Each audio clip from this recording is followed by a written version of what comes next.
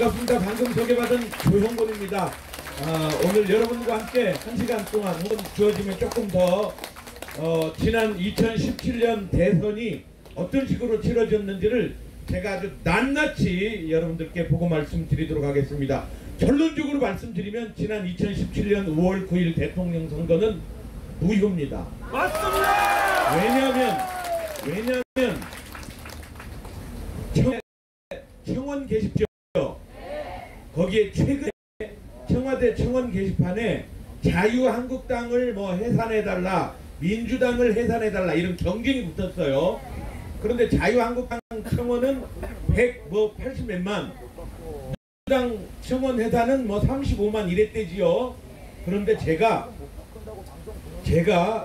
그 청와대, 이 문재인의 청와대 청원 게시판을 분석을 해봤어요. 저는 IT 사업 전문가고요.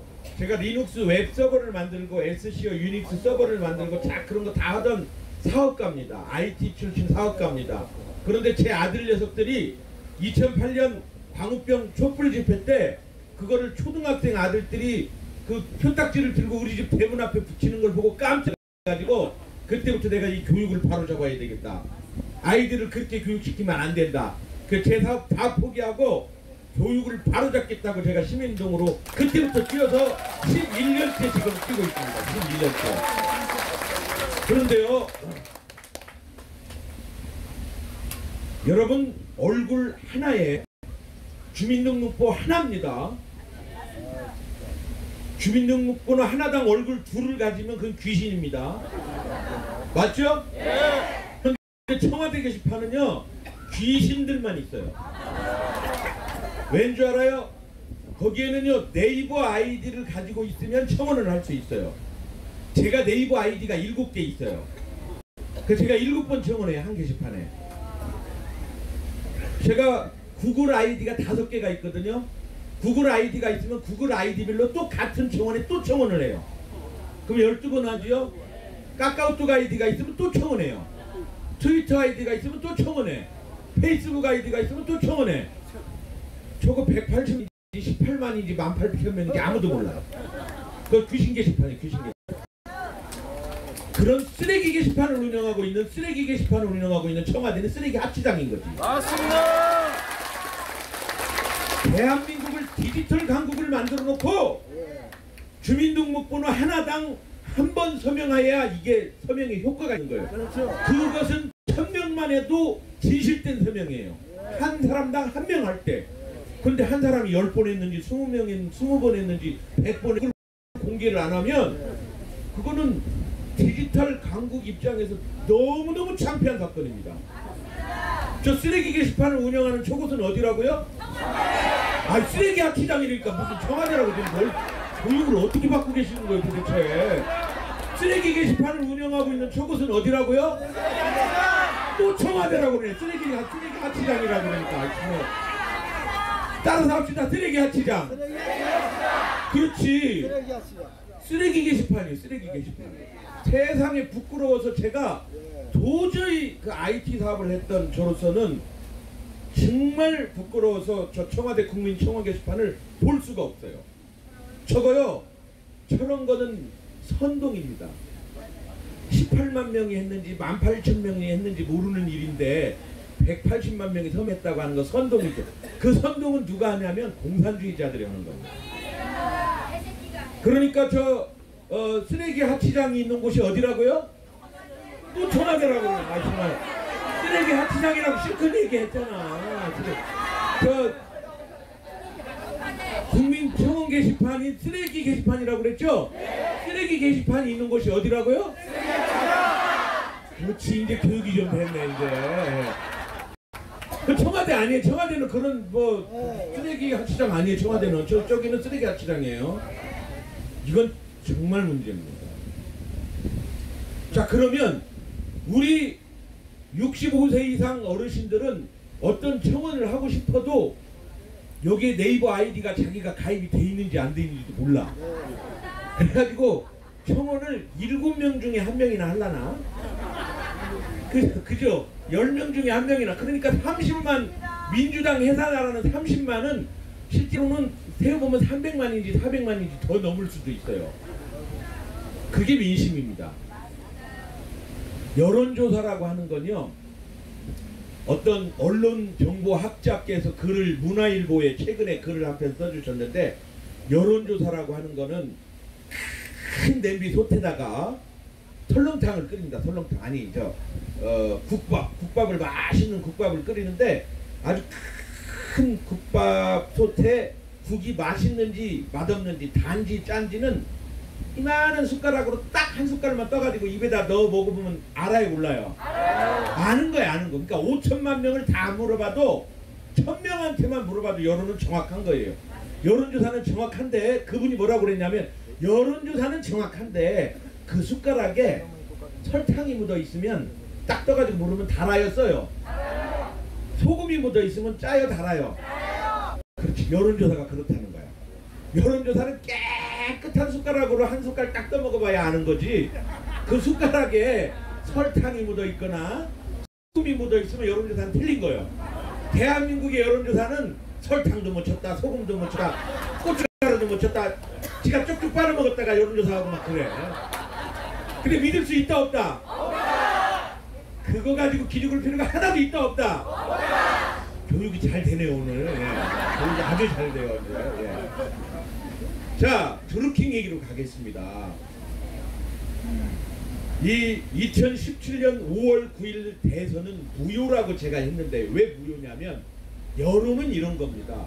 여기에 대한애국당 당원이 다 와서 앉아있을 수가 없어. 장소도 좁지, 어떤 사람은 소 가야지, 어떤 사람은 돼지밥 먹이러 가야지, 그죠? 다 여기 앉아있을 수가 없잖아요. 대표되는 사람들이 와서 앉아있는 겁니다. 다 올 필요도 없어. 유튜브로 보면 돼요. 그렇잖아요. 대한민국의 여론은 과거에는 광장을 통해서 여론이 조성이 됐는데, 이렇게 손바닥에 스마트폰이 다 있고 난 뒤로는 이걸로 신문도 보고 까똑도 보고, 그죠? 이걸로 여론이 왔다 갔다 하는 거예요. 그래서 이걸로 네이버에서 이제 뉴스를 제공을 하는데, 구글은, 전 세계적인 업체 구글은요, 바탕화면이 아무것도 없고 검색창만 있어요. 아시죠? 뉴스를 제공하지 않아요.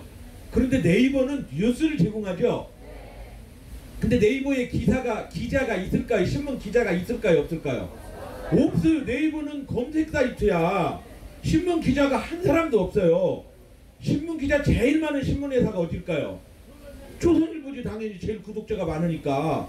그런데 조선일보, 중앙일보, 동아일보, 뭐 경제신문, 뭐 신문사가 수십 개, 뭐 수백 개가 있는데, 기자들이 수만 명이 있는데 네이버에는 단 한 명의 기자도 없어요. 그런데 그 신문사 기자들이 쓴 기사를 링크를 걸어. 그리고 보여주는 거예요. 그리고 그 기사를 보는데요, 대한민국의 네티즌들, 전 세계 네티즌들이요, 댓글을 읽어요. 댓글을 읽는데, 미국의 그 과학 전문지가 있어요. 인터넷으로 제공을 하는데, 과학 전문지니까 과학 전문지 기자는 박사예요. 과학 박사. 이 과학 박사가 오존층의 문제에 대해서 쫙 풀어서 기사를 씁니다. 그런데 독자는, 과학자는커녕 물리학 교과서도 안 본 사람이야. 일반 시민, 그러니까 난 놓고 기억자 정도 아는 사람, 그 사람들이 과학 전문 기자가 쓴 기사를 보고 댓글에다가 참 이 기사가 참 정확하게 맞네, 자기는 난 놓고 기억자밖에 모르면서 기사를 평가를 해요. 또 어떤 네티즌은 야, 이 기사가 말이야 사실을 제대로 전하지 않았어, 그렇게 얘기를 해. 그런데 미국의 시민들이 말이죠, 어떻게 기사를 읽고 댓글을 읽고 그 기사에 대해서 어떻게 반응하는가 봤더니 댓글을 더 믿더라고 말이에요. 댓글을 보고 과학적 사실을 인지하더라고 말이에요. 깜짝 놀라가지고 그 신문사에서 댓글을 없애버렸어요. 댓글 정책을 없애버렸어요. 야, 큰일 났다. 이렇구나. 미국만 그러겠어요? 우리도 그래요. 우리도 그 댓글을 보고 왜 댓글을 읽는가 하고 조사를 해봤더니 우리 국민의 84%가 남들이 어떻게 생각하는가 궁금해서. 그러니까 이 기사를 쫙 읽으면 기사 내용을 알긴 알겠어. 근데 믿을 수가 없어. 네이버에서 댓글 한마디를 쓰면 그 댓글을 보고 남들이 어떻게 생각하는, 그러니까 댓글을 보고 내 정치적 의사결정을 한다 그 말이에요. 아시겠습니까? 그런데 그 댓글이 신문 기사마다 쭉쭉쭉쭉쭉 올라와요. 어떤 기사에는 댓글이 10,000개도 달려요. 어떤 기사에는 1,000개밖에 안 달려. 어떤 기사는 2개만 달려. 어떤 기사에는 댓글이 하나도 없기도 해. 그 댓글이 수도 없이 많이 달리기도 해. 그런데 그 네이버에서는 댓글을 갖다가 어떻게 보여주냐면, 댓글을 보고 좋아요를 많이 누른 사람, 또 그 댓글에 싫어요를 누른 거 해갖고 좋아요 빼기 싫어요. 그러니까 좋아요 1000, 싫어요 100, 그러면 1000 빼기 100 그러면 900이잖아요. 그 숫자가 높은 순서대로 보여줘요. 그게 베스트 댓글이라고 해요. 이것을 김경수 지사인지 국회의원인지 드루킹 괴수인지 김경수라는 사람이 알아. 그리고 드루킹 김동원이 그걸 알아요. 그래가지고 됐다! 대선 때 이 댓글을, 남이 쓴 댓글을 좋아요 눌러가지고 올리자. 그래가지고 그 2390개의 남의 아이디를 150개의 휴대전화에다가 다 입력을 했고 자동으로 그 짓을 하게 만들어놨어요. 그래가지고 100% 순식간 가서 1번 아이디, 패스워드, 좌표가 그거, 좌표를 딱 찍어주면 좋아요 눌러버리는 거죠. 어떤 글을 눌렀느냐? 안철수 아세요? 안철수? 알아요? 안철수가 IT 사업가고요. 안철수 백신이라고, 의사가, 사람 고치는 의사가 컴퓨터를 고치겠다고 백신이라는 프로그램을, 컴퓨터 백신이라는 프로그램을 만들었어요. 저도 그때 IT 사업을 해서 알아요. 그래서 제가 지방에서 사업을 안 하고 여기에서 사업을 했으면 저도 네이버나 다음 정도 만들었을 만큼 제가 직원 규모도 있고 그런 IT 전문가입니다. 사업을 해봤었습니다. 그 잘 알죠. 그 안철수가 대선 후보로 지난 2년 전에 나왔잖아요. 그때 장애인 예산을 GDP 대비, 국가 예산 대비가 아니에요. GDP 대비 2%, 그러니까 30에서 40조 정도 되는 엄청난 예산을 안 줘요? 유튜브에 머리가 잘립니까 제가? 네.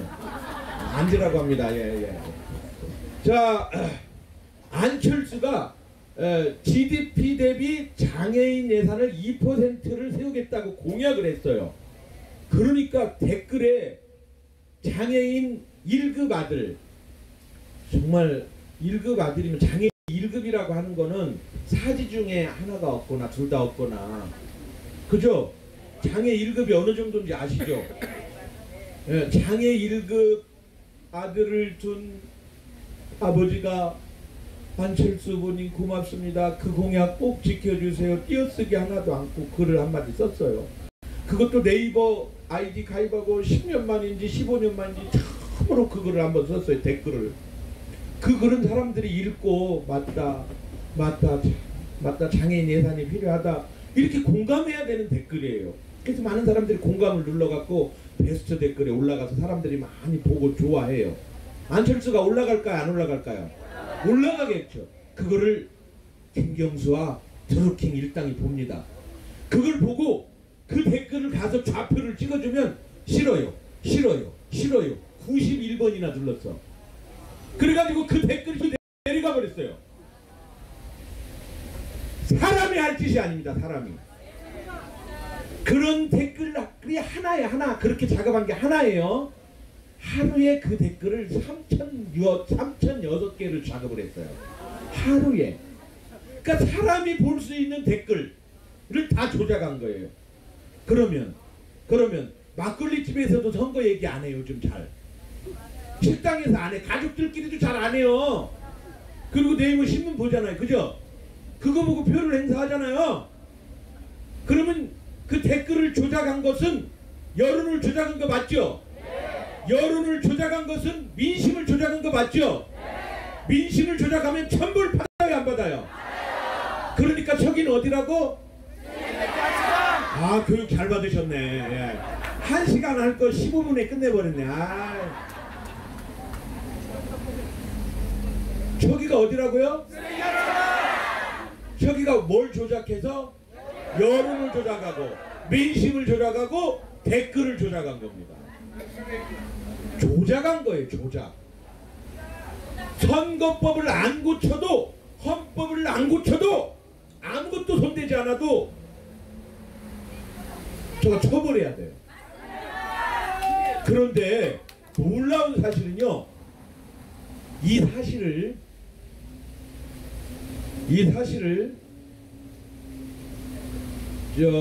문재인 지지자 최모 씨라는 사람이 저만큼 컴퓨터를 잘한 모양이에요. 그 사람이 2017년 3월에 IT 전문가예요. 그 사람은. 그런데 인터넷 댓글이 이상하다, 누가 조작하는 것 같아, 대규모로 조작하는 것 같아, 낌새를 차립니다. 그래가지고 2주일간 조사를 합니다. 그리고 정확하게 경기도 파주를 딱 찍습니다. 느릅나무 출판사를 찍습니다. 거기에서 대규모 불법 선거운동이 이루어지고 있다. A4 용지에다가 제가 방금 얘기한 거 있잖아요. 그거를 A4 용지에다가 4페이지를 적어가지고 중앙선거관리위원회에 신고했어요. 중앙선거관리위원회가 그 신고를 받고 그거를 언론에 퍼뜨렸으면 대선 못 치릅니다. 선거 연기합니다. 그렇게 여론이 조작됐는데 선거 치르면 안 되는 거죠. 맞습니다. 근데 중앙선거관리위원회가 그 신고한 걸 가지고 만지작거립니다. 자기들이 해결도 못할 거면서. 그리고 5월 5일 날 검찰에 넘깁니다. 5월 5일에 검찰이 넘깁니다. 선거가 언제예요? 5월 9일.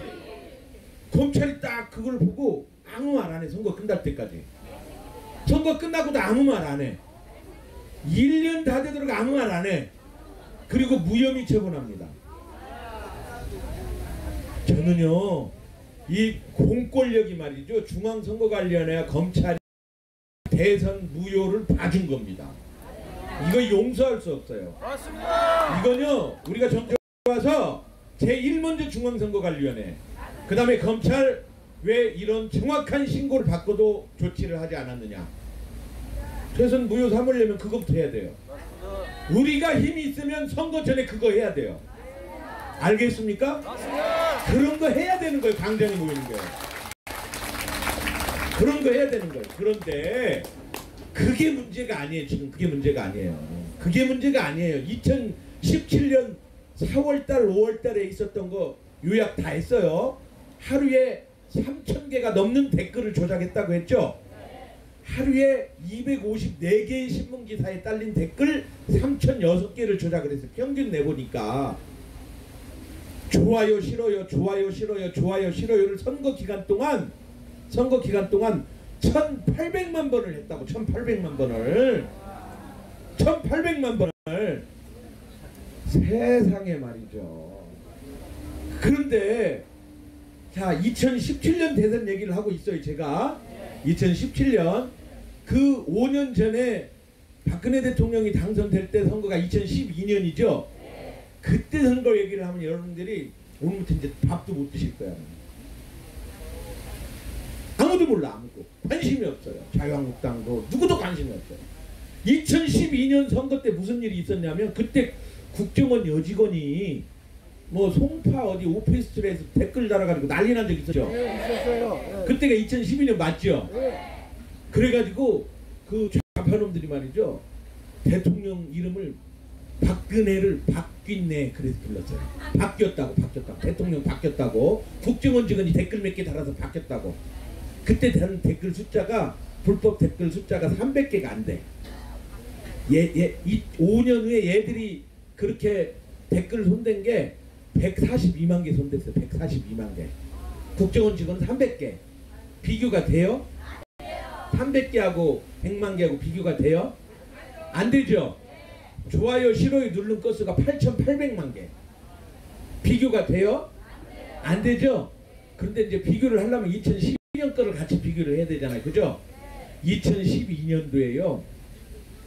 민주당 의원은 그 국정원 여직원 댓글 사건에 일어난 오피스텔을 감금을 하고 짜장면 하나도 못 들어가게 하고 거기를 봉쇄를 해버렸죠. 기억나시죠? 그때 무슨 짓을 민주당은 벌였냐면요. 조한기라는 사람이 불법 SNS 지원단을 만듭니다. 그리고 공무원 17명이 개입이 됩니다. 국회의원 보좌관들이. 그래가지고 여의도에 가면 신동엽 빌딩이라고 있어요. 신동엽 빌딩 한 층을 다 써서 컴퓨터 90대를 갖다 놓고 거기서 댓글 작업을 했어요. 그거를 우리는 몰랐어요. 2014년도에 법원에서 판결을 내리기를 그게 불법이다 그렇게 판결을 내려서 알아요. 선거 다 끝나고, 그죠? 그리고 그 조항기가 사실은 벌금 징역 훨씬 많이 살아야 되는데 90만 원밖에 안 때려. 세상에.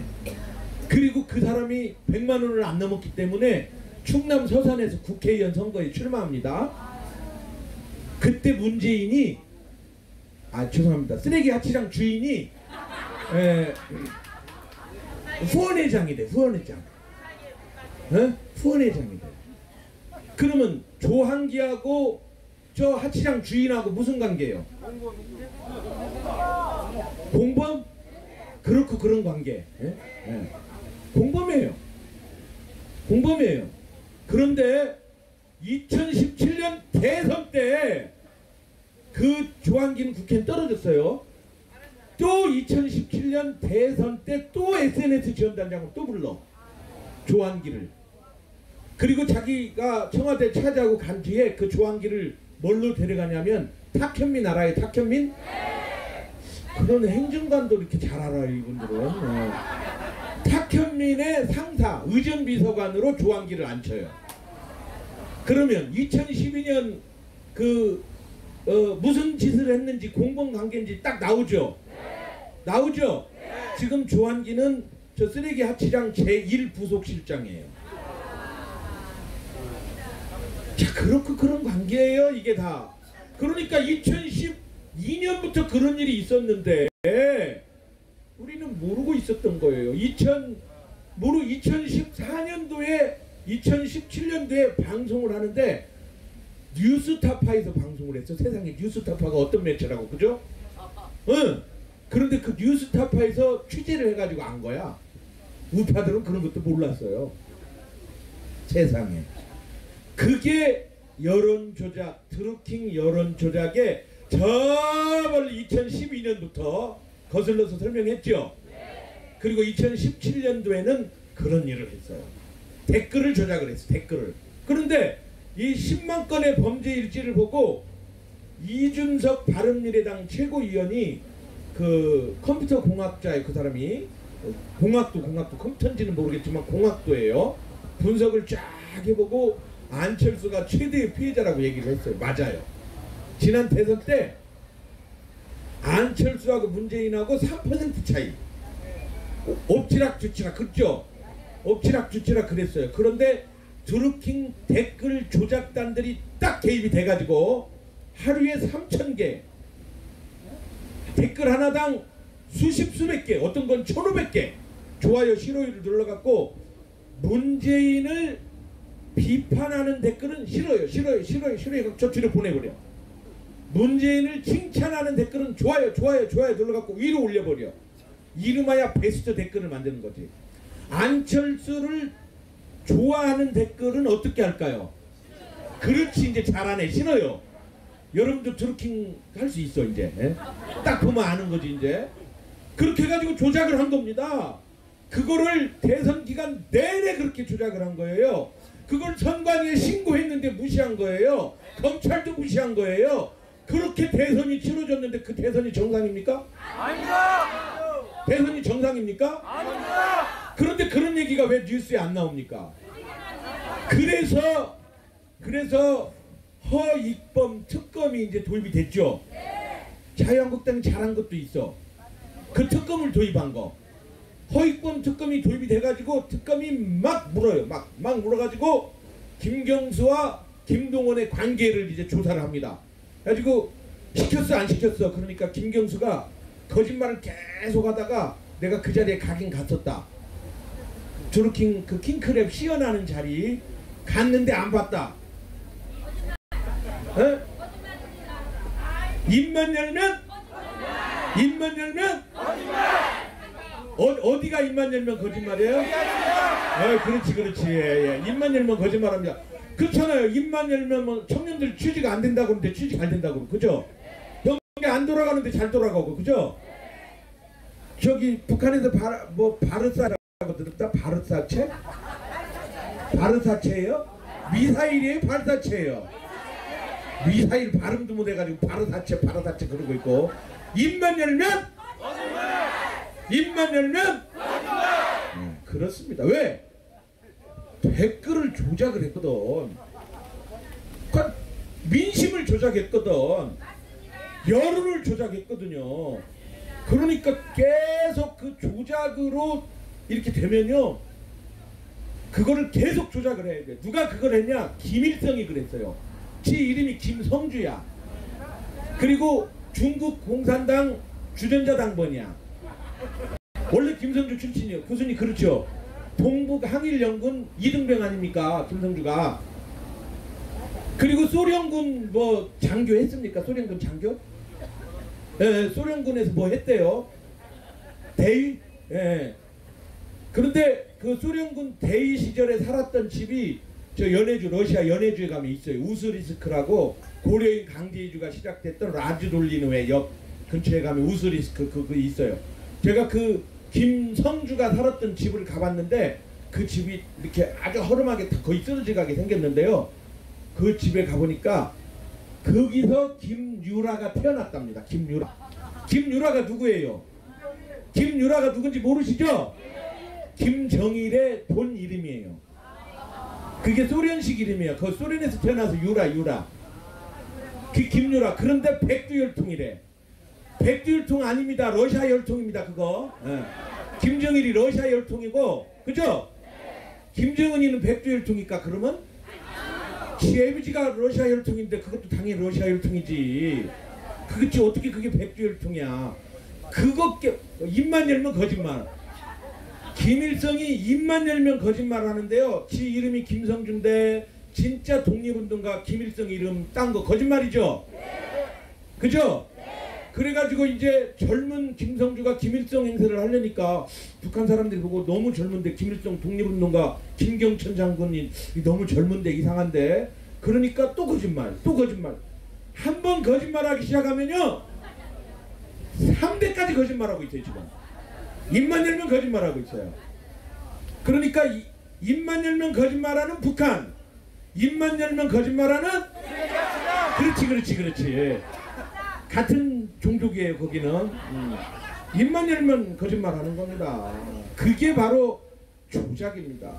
정치인의 가장 중요한 덕목은요 진솔해야 돼요. 정직해야 돼요. 자신의 잘못을 인정할 줄 알아야 돼요. 그런데 입만 열면 거짓말하고 있는 겁니다. 그러니까 밖에 나가서 무슨 말을 하는지 우리가 감시하고 돌아다녀야 돼.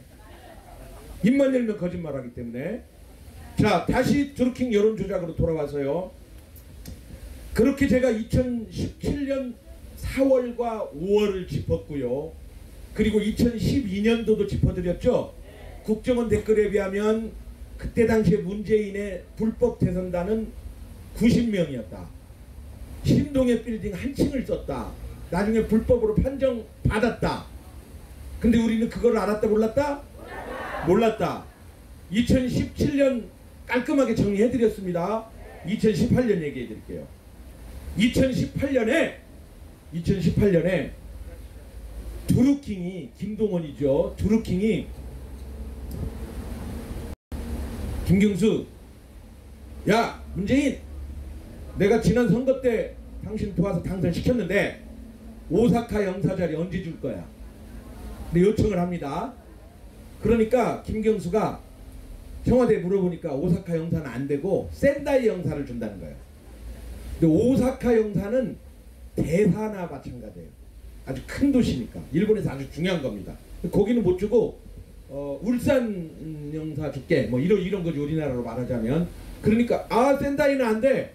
오사카 자리 줘. 그러니까 줘 못 줘. 그러니까 이 드루킹이 김동원이 그래 그러면 우리가 어떤 실력을 가지고 있는지 실력을 한번 보여주마 하고 2018년 1월에 무슨 2018년 1월에는 무슨 뉴스가 많이 나오냐면 2월 달에 열릴 어디 무슨 올림픽? 평양 올림픽? 평창 올림픽. 거기 뉴스가 계속 나오고 현송월이 왔다 갔다 하고 뭐 그런 때예요. 그런 때인데 뉴스를 보니까 제가 뉴스를 딱 보는데 그때 제가 이 스마트폰이에요. 이 스마트폰을 가지고 눈을 뗄 수가 없는 거예요. 그래서 사진을 찍어놓고 야 이거 문재인의 그 힘이 크게 변했다. 이거 문재인 비판하는 댓글이 이렇게 많아? 좋아요가 문재인 비판에 이렇게 좋아요가 많아? 근데 그거를 드루킹이 한 거야. 드루킹이. 문재인을 좋아요에 누른 사람들이 우리 말 안 들어주면 이렇게 우리 보고 갈 수 있어 하고 2018년 1월에 문재인을 막 깐 거야 이제. 근데 그거를 김경수가 알고 문재인은 알아. 근데 그 민주당 대표 추?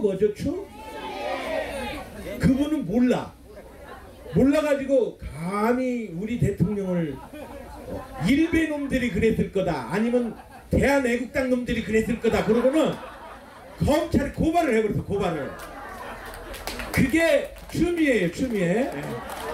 가지고 이제 경찰이 우리 당대표의 명을 받고 내가 수사를 해야 돼 가지고 막 밀착 수사를 해가지고 딱 잡아보니까 김동원인 거야.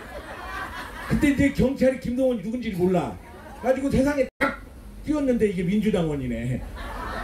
그러니까 추미애 당대표가 자기 당원을 이제 그죠? 그 재밌죠? 그죠?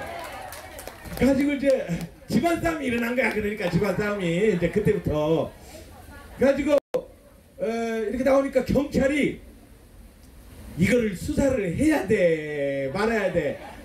이거 이제 경찰이 그래가지고 검찰에다가 뭐라고 남겼냐면 드루킹 일당이 댓글을 2개를 조작했다고 보고서를 써갖고 넘겼어. 몇 개 조작했다고요? 실제로는 142만 개 조작했는데 세상에 대한민국이 지금요 우리가 정권 잡으면요 사실 그렇게 공무원들을 그렇게 줄 세우면 안 돼요. 공무원은 공무원으로서 일을 하게 만들어야 됩니다. 대한민국 공무원이 1950년 전쟁이 나고 1951년 52년부터요 이승만 대통령의 명을 받고 한일협정을 시작을 합니다. 그리고 14년 동안 해가지고 1922일 날 내일 모레 글핍니다. 오늘이 19일이죠. 6월 22일 날 1965년 6월 22일 날 박정희 대통령 때 한일협정을 맺습니다. 그때 대한민국 공무원들이요 일본하고 주고받은 문서 깨알같이 한자로 쓰고 타이핑한 것이 35,600장입니다. 35,600장이요. 일본은 우리보다 문서가 더 많아. 왜냐하면 일본은 우리한테 돈을 줘야 되잖아요. 배상. 그러니까 꼼꼼히 더 쓰고 우리는 덜 쓰고 왜냐면 나중에 또 받으려고 그렇게 했어. 그렇게 협정을 제가 농담이었고요. 그걸로 끝낸 겁니다. 그렇게 해서 우리 정부 예산의 4배를 받아왔어요. 8억 달러예요.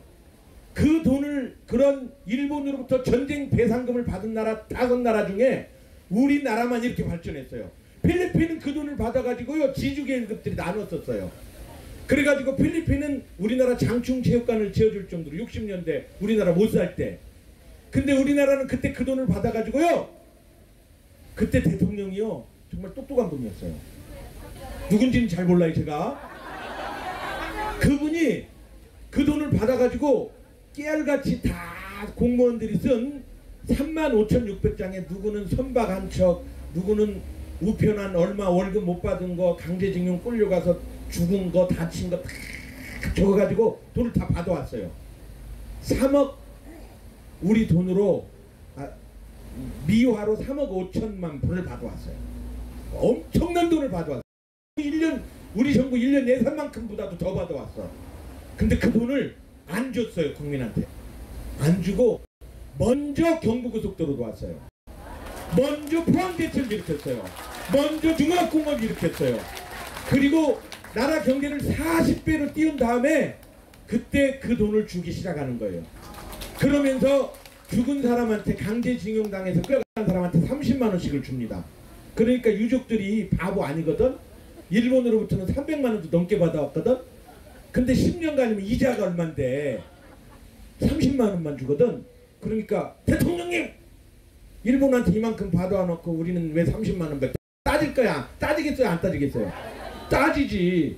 그러니까 그때 대통령이, 내가 누군지는 몰라, 그때 대통령이 뭐라고 하니, 이보, 나라가 돈이 없어서 6.25 때 나라를 지키다 돌아가신 분, 간첩을 잡다가 돌아가신 재향 군인한테도 30만 원 줬는데 일본한테 많이 받아왔다고 해서 어떻게 더 줍니까? 그러니까 유족들이 아무 소리 못했어요. 그 돈을 가지고 우리는 경부고속도로가 그때 당시에 424억 들었어요.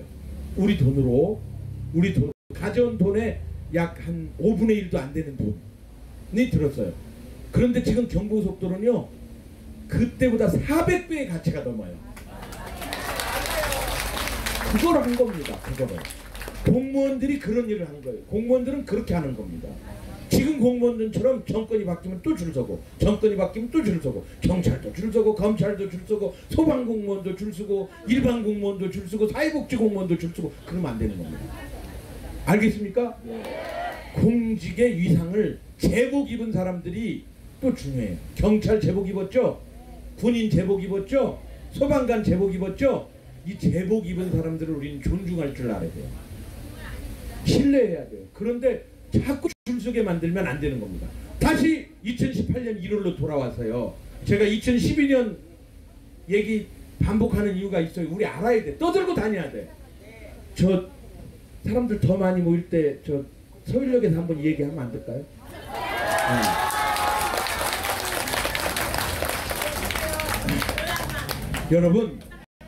여러분 2012년도에 국정원 댓글 사건 가지고 큰 난리 칠 때 지들은 몇 배 더 했다?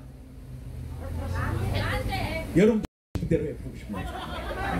그런데 2017년에 어떤 일 했다 알려드렸죠? 그러면 선거 끝냈으면 그만두고 나가야 될 거 아니야, 그죠?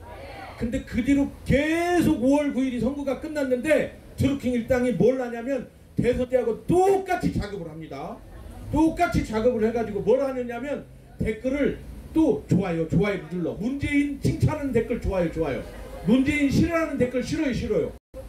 그러니까 국민 여론을 조작했다 안 조작했다? 저 청와대 게시판 조작했다 안 조작했다? 저기 어디다? 또 청와대라고 한 사람 누구예요? 또 청와대가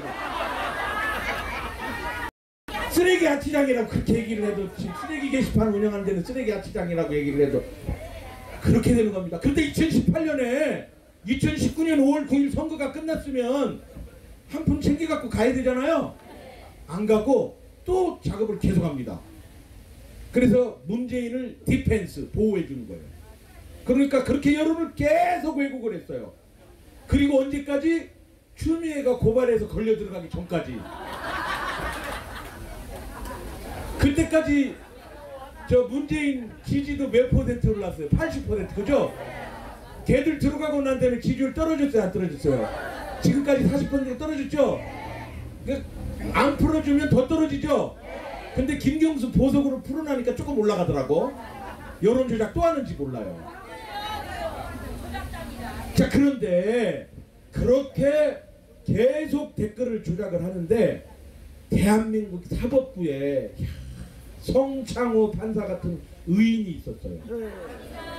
그래가지고 그 판사가 판결문을 쫙 써가지고 썼는데, 제가 이거 전문가거든요.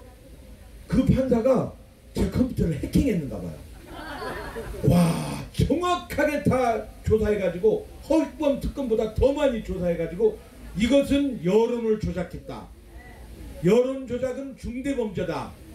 따라서 컴퓨터 업무 방해 등에 관한 법률 위반 징역 2년, 선거법 위반 6개월, 이렇게 1심 판결을 지난 2019년 1월 30일 날 판결문을 딱딱딱 때려버렸어요. 그게 성창호 판결문입니다, 여러분. 그런 판결문을 받았으면 어떻게 해야 돼? 1심 판결이지만 비록 2심 지금 하고 있어요. 1심 판사가 그거 뒤집겠어요, 안 뒤집겠어요? 못 뒤집는 거야, 정상적인 판결이라면. 그런데 뒤집게 하려고 저기 어디라고 써요? 거기서 지금 판사들을 압력을 놓고 있어, 판사들을. 에? 그래서 김경수를 다시 구속시켜야 돼요, 우리 힘으로. 여론을 조작했으니까, 그죠? 민심을 조작했으니까. 그리고 2심 판결이 나오면 이게 1심 판결을 못 이겨. 우리가 지금 계속 노력을 해야 돼요. 그리고 지금 제가 만든 동영상도 있거든요. 조회수 뭐 올라가면 유튜브 돈 번다며요. 예. 저도 한번 그걸로 벌어봅시다. 예. 이 조롱 여론 조작은요, 결코 놓쳐서는 안 되는, 결코 포기할 수 없는, 결코 우리가 놓아서는 안 되는, 민주주의를 말살한, 민주주의를 파괴한, 민심을 왜곡한, 여론을 조작한 그런 겁니다. 세계 민주주의 역사 이래 최고 지금 아주 잔혹무도한 짓을 한 겁니다. 칼만 안 들었지 디지털 민주주의를 지금 다 쑤신 겁니다. 우리는 그런 인권 유린을, 내 표현의 자유를 침해당했어요. 여론을 조작했지만 그 102만 명의 댓글을 쓴 사람은, 아까 제가 GDP 대비 2% 장애인 예산 얘기했어요, 안 했어요? 했죠? 그 장애인 부모는 자기가 쓴 소중한 댓글을, 안철수 후보님 2% 장애인 예산 꼭 지켜주세요 썼죠? 그걸 싫어요 눌러서 제일 위에서 제일 밑으로 내려갔죠? 표현의 자유를 침해당했어요, 안 당했어요? 당했습니다. 그게 인권입니다. 그게 표현의 자유입니다. 근데 우리는 왜 그 표현의 자유를 침해당했는데 그걸 참아야 돼요? 그걸 왜 참아야 돼요? 그런 사람이 그 한 명이 아니라 142만 명이에요. 142개 댓글이 그렇게 표현의 자유를 침해당했어요. 아시겠습니까? 자, 그게 드루킹 댓글 사건인데, 그래서 이제 오사카 영사자리를 줘 말어 신랑이 하던 게 2018년 작년 1월이라고 그랬죠. 그래서 추미애가 그거를 일베가 한 줄 알고 애국당이 한 줄 알고 고발했다고 그랬죠. 잡아놓고 니까 누구더라? 자기 당원이더라. 그게 드루킹 댓글 사건이에요. 그래가지고 이제 경찰이 그렇게 이렇게 넘겼어요. 그런데 성창호 판사라고 하는 분을 우리가 꼭 지켜야 됩니다. 그렇게 의로운 판결을 한 사람이 정말 대법원장이 돼야 맞지 않겠어요? 우리가 지켜줘야 되겠죠? 그런데 그 성창호 판사를 이 정부는 징계합니다. 징계. 지금 판사를 못하게 자꾸 막 협박을 하는 거예요. 이것은 독재입니다. 독재. 입이 이렇게 귀에 걸려 웃으면서 독재하는 거예요. 누가? 네. 그 판결이 2심 판결이 오늘 내일 나올 태세가 있어요. 그러니까 여러분들이 지금 다른 일들도 매우 중요하지만 그 2심 판결에 관심을 갖고 성창호의 1심 판결을 뒤집기만 해봐라. 이 광화문은 다시 넘친다. 광화문에 100만이 모인다. 홍콩 100만 모였으면 우리 1000만 모인다. 뒤집기만 뒤집어봐라. 맞죠? 뒤집기만 뒤집어봐라. 네, 뒤집기만 뒤집어봐라.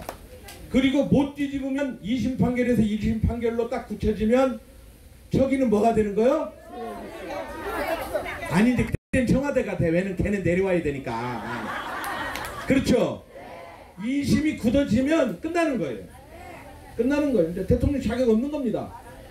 설령 자리를 지키고 있다고 한들 식물 대통령이라고 들어보셨어요? 더 이상 할 게 없어. 이제 말이 안 먹혀. 왜냐? 깨끗한 척 혼자 다 했고, 착한 척 혼자 다 했고, 정직한 척 혼자 다 했죠? 근데 알고 보니 완전 조작이더라. 그렇게 되는 거 아닙니까? 그래서 제가 비상국민회의라는 단체에서 아주 작은 판결문 책자, 원래는 A4 용지로 200페이지니까 그놈 다 제가 읽어보니까 읽을 수가 없어. 사람 이름을 전부 다 A, B, C로 해놔가지고 A는 C를 만나고 D를 만나다 E를 만나고 이게 누구지 그러다 한 3페이지 읽다가 그대로 끝나버려 이게. 도저히 모르겠어요. 그래서 그걸 잘 정리해가지고 하나도 틀림없이 잘 정리를 해가지고 아주 요약해서 단돈 2,000원에 팔고 있어요 제가. 근데 300만원치 만들었는데 아직까지 200만원치밖에 못 팔았어요. 여러분들이 좀 팔아주십시오. 2,000원짜리. 그 판결문을 읽을 줄 알아야 됩니다. 그게 정말 보기 드문 아주 명판결문이 그때 나온 겁니다. 2018년 1월 30일에 나왔어요. 아시겠습니까? 2019년 1월 30일 올해. 자, 그러면 이제 지금 날짜가 6월 19일이죠. 이 판결을 2달 만에 해야 되는데 2번 연장할 수 있으니까 1월 30일이 3월 30일인데 한 번 연장했어요. 5월 30일인데 한 번 또 연장했어요. 7월 30일 이전에 판단한다 그 말입니다. 아시겠습니까? 그러니까 얼마 남지 않았죠. 이 얼마 남지 않은 2심 판결이 나오기 전에 우리가 그 판결문 전 국민이 1,000만 명을 읽는다고 하면 1시간이면 있거든요. 50페이지 손바닥만한 거니까 그거를 읽어서 보급해서 이야 이런 기가 막히게 이것이 여론 조작, 판사의 판결이 여론 조작이었다. 여론 조작은 중대한 범죄다. 그래서 중형을 때린다. 이거 아닙니까?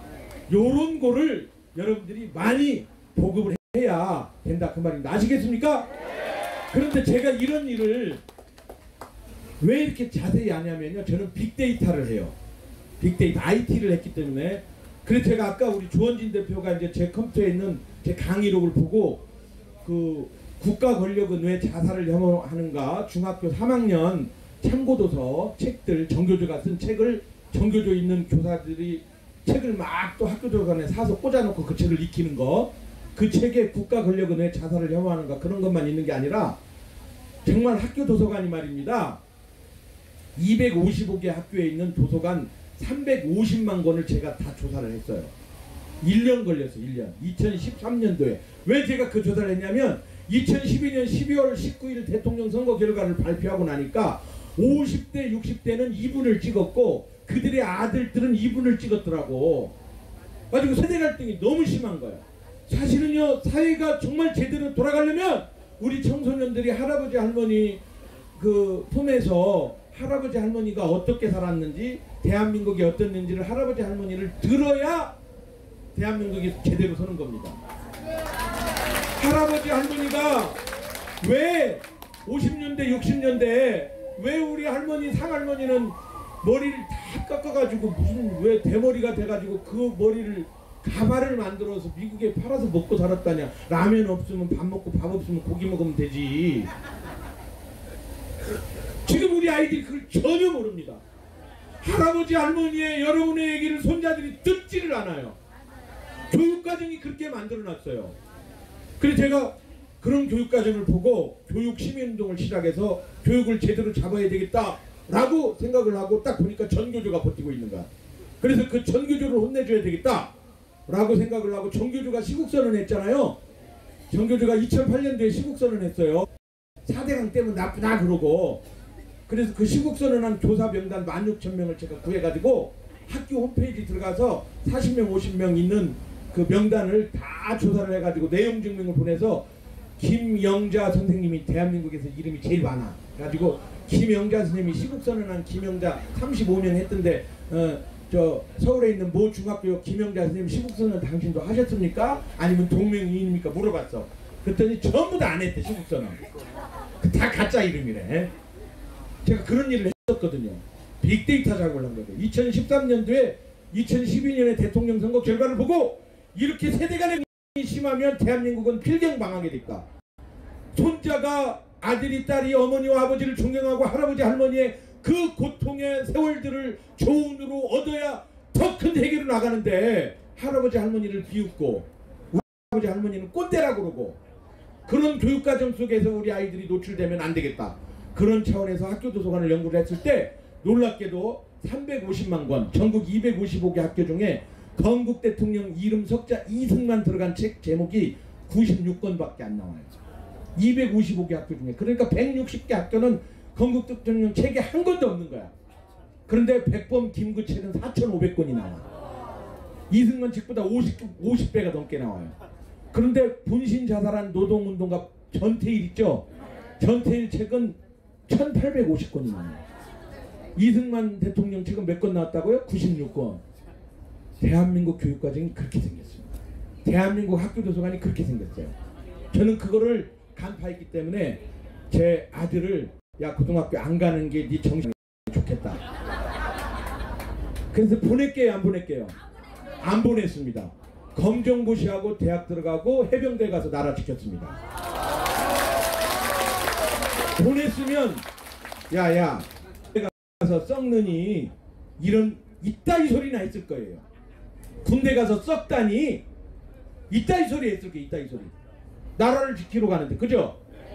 고등학교 그런 교육과정을 안 보냈기 때문에 제 아들은 해병대 가서 나라를 지킨 겁니다. 아시겠습니까? 그래서 제가 빅데이터를 알아요.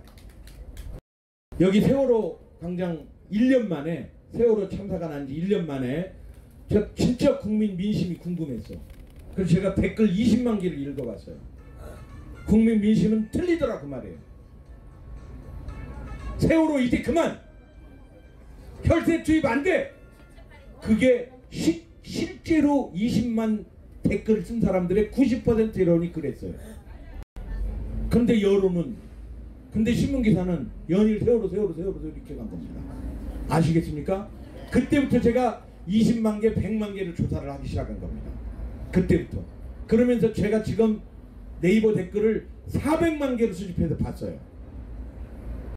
그러면서 범죄일지 드루킹 일당이 했던 범죄일지 10만 개를 드디어 구해가지고 제가 구한 400만 개하고 대입해서 조사를 하고 있어요. 저녁마다. 왜? 20만 개를 잘못 알면 내가 가서 다시 하려고.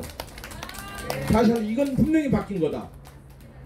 그렇게 하는 사람이 한 사람이라도 있어야 세상을 바꿀 거 아닙니까 여러분? 맞죠? 제 노트북에 들어있는 이 USB에 이 파일이 다 들어있어요. 그래서 제가 이걸 떠들고 다닌 지가 지난 3월 1일부터 떠들고 다녔어요. 그랬더니 제 메일을 해킹해가지고 제 쓰지도 않는 이력서에다가 해킹 프로그램을 심어서 막 뿌리고 해커들이 북한으로 추정돼요. 북한으로. 신문기사가 그거 보고 알았어요. 제가. 제 노트북이 아니라 제 데스크탑 컴퓨터는 랜섬웨어 공격이라고 모든 파일을 꽉꽉 묶어가지고 당신 파일은 파괴되지는 않았다. 다만 묶여있다. 이걸 풀려면 돈을 내라 그러는 거예요. 그래서 어디다 돈을 내는가 제가 조사했더니 랜섬웨어 회사에다 돈을 내야 된다는 거야. 근데 그 랜섬웨어를 제가 계속 얼마나 열받아서 추적을 해봤더니 북한 사이버 사이버 연구에서 만든 거예요. 그 외화벌이 수단이래. 그놈들이 저를 공격하는 건 뭐 때문에 도대체? 내가 드루킹 파티 지들 팠나? 내가 지금 문재인 선거 개입 파티 지들 팠나? 근데 왜 지들이 나를 공격해? 왜? 이게 합리적 의심입니다. 합리적 의심. 보편적 이성이고요. 그렇게 판단을 해야죠. 그죠? 그런 관계입니다. 그렇고 그런 관계입니다. 여러분 이거 드루킹 여론조작은 댓글 142만 개 8,880만 번 8,880만 그 숫자로도 전 세계에서 유례가 없고 그것만 가지고도 용서가 안 되지만 그 댓글 조작은 여론 조작이고 여론 조작은 민심 조작이고 민심을 조작한 건 천벌을 받을 만한 일이다. 중대범죄다. 그런데 그걸로 끝이지 않고 대통령을 보호한답시고 계속 여론을 조작했다. 언제까지? 추미애가 고발해서 경찰이 잡아들일 때까지. 그 뒤로 대통령 지지율이 뚝뚝뚝 떨어졌다. 그죠? 그러면 여론 조작의 증거가 나왔다 안 나왔다? 그겁니다. 이런 부분들이 우리 국민들이 똑똑해져야 되고요. 알아줘야 되고요. 그런 걸 해야 되는 거예요. 그런데 그거를 그 옆에서 조장하는 세력이 바로 민노총, 정교조, 민언년 이런 사람들입니다. 그래서 제가 지금 대한민국에는 민노총이 망해야 대한민국이 산다 이렇게 떠들고 다니고 있어요. 그래서 제가 주장해가지고 내일 서초역 3번 출근지 8번 출근지에서 서울지방변호사회관에서 2시에 좌승희 원장님이라고 그분이 발제하고 김대우 소장이라고 사회디자인연구소 그 우파 아니에요.